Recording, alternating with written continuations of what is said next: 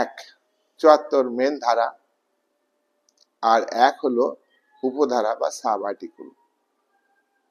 Article 74(1) ধারায় এই কথা বলা হয়েছে যে ভারতের প্রধানমন্ত্রীর অবস্থান মন্ত্রিসভার শীর্ষে।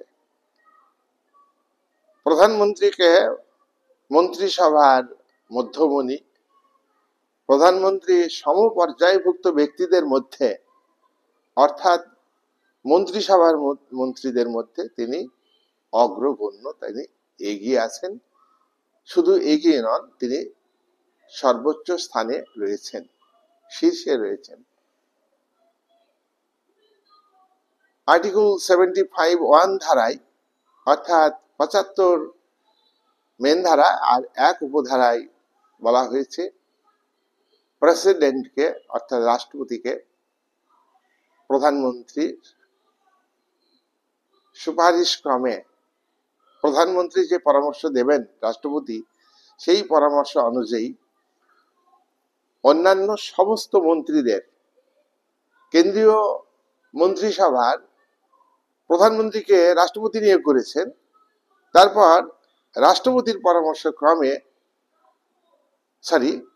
প্রধানমন্ত্রীর পরামর্শ ক্রমে রাষ্ট্রপতি অন্যান্য মন্ত্রীদের নিয়োগ করেন, শপথ বাক্য পাঠ করেন। এক্ষেত্রে মূল ক্ষমতা প্রধানমন্ত্রীর হাতে ন্যস্ত। এই যে মন্ত্রিসভার অন্যান্য মন্ত্রীদের